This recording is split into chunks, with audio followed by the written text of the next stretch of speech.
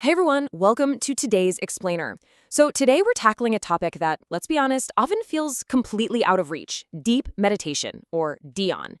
We're going to strip away that intimidating esoteric mystique and transform it into a highly practical, actionable roadmap.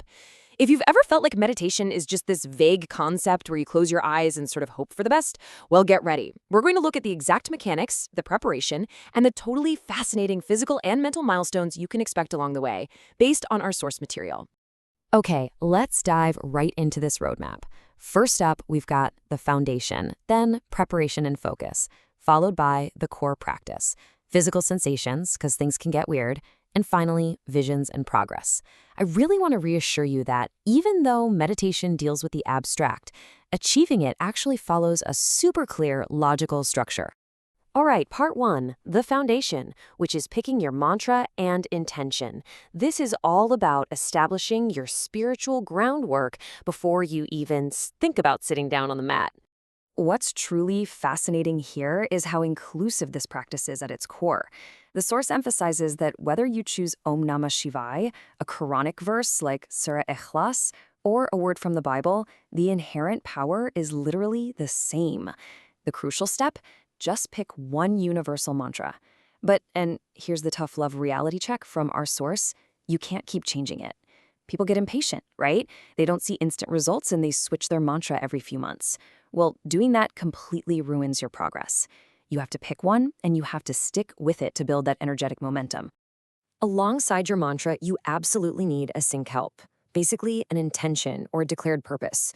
Why are you doing this? Is it for material peace, health, or maybe something massive like Kundalini awakening? Now, here's a crazy concept from the source.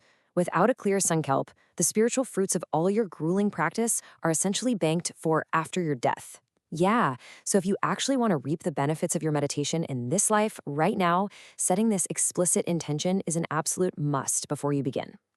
Moving right along to section 2, preparation and focus. Because honestly, how you prepare your physical environment directly dictates exactly how deep your mind is allowed to go. So here is your essential checklist. You need an asana or a mat, and you need to be in a totally comfortable posture. Seriously, don't force yourself into a painful lotus position if your knees are screaming. Use pillows, use back support. The goal is zero physical distraction. Next, pop in some earplugs to completely block out the external world. But here's the real game changer: wear a blindfold. Our source notes that around the 30 to 40-minute mark, right when practitioners hit a super deep, profound trance, their eyes naturally tend to snap open. It completely shatters the meditation. A simple blindfold stops that visual reset so you can seamlessly cross over into that deeper state. Oh, and keep a constant, gentle smile on your face. It relaxes the facial muscles and shifts your internal focus. Now, there's a strict, absolutely non-negotiable 2-hour rule for your physical body. You have to keep your stomach empty for 2 hours before you sit down to meditate. And you've got to wait 2 hours after finishing before you eat again, no matter how much you want to snack.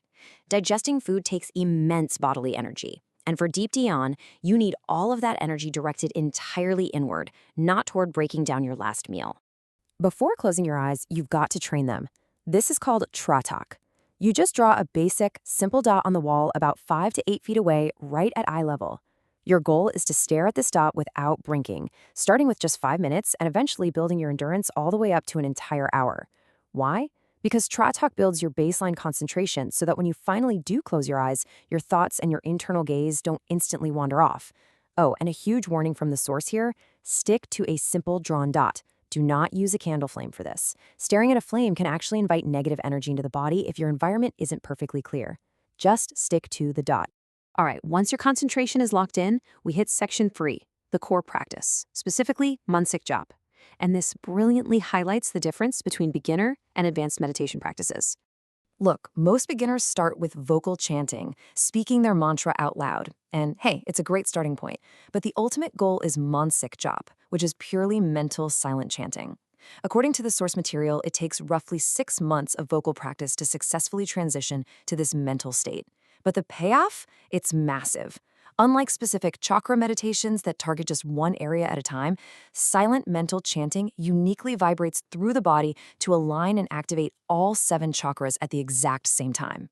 And here's the thing: Mansik Jap shouldn't just happen when you're sitting on your mat. The goal is for this silent chant to become a 24/7 habit, running constantly in the background of your mind while you work, walk, or rest. As for your actual seated time sessions, the source has a very strict accountability rule. If you miss a scheduled daily session, you are required to double your chanting count the very next day. So, procrastinators beware. Consistency is literally the currency of progress here. Now, as you maintain this consistency, things are going to happen to your body. Let's move to section 4, physical sensations, or as I like to call it, normalizing the weird. I want to assure you that these strange movements you might feel aren't spooky or negative. They're actually exciting evidence that this is fundamentally working. Let's break it down. If you get muscle twitching in your eyes, neck, or fingers, which freaks a lot of people out, it's simply prana, or life energy, clearing out blocked pathways. What about swing? If your torso is swaying from the waist, that signifies kundalini energy rising past your lower chakras. If the swaying moves up to your shoulders and neck, that energy is crossing the upper torso chakras. The absolute golden rule here: never force these movements, but never try to stop them either. Just let your body naturally align with the cosmos. It usually settles on its own. Finally, as your energy rises and your mind quiets down, we reach the deepest stage of the journey, Section 5, Visions and Progress. This is where things get truly profound. Picture this. You're meditating deeply, and suddenly you experience an astral vision. You might see a deity, an animal, a glowing entity, or a spiritual peer. So I'm posing this directly to you. What should you do when this happens? Because there is a massive common mistake that almost all practitioners make at this exact moment. The mistake is getting stunned. People get stuck staring at the vision, thinking they've hit the finish line. So the crucial point is this: you must not linger. When you see these incredible visions, you mentally take their blessings, ask for their permission to proceed, and intentionally clear them from your mental vision within 10 seconds. You have to keep moving forward. If you get stuck admiring the milestone, you will never reach the ultimate destination of your meditation. Acknowledge, accept, and advance. So we've broken down the foundation, the setup, the core mental practice, and the milestones of Deep Theon. The entire roadmap is right here in front of you. So I'll leave you with this. If closing your eyes is just the beginning, what reality will you uncover when you finally learn to look inward? Thanks so much for joining me on this explainer, and happy meditating.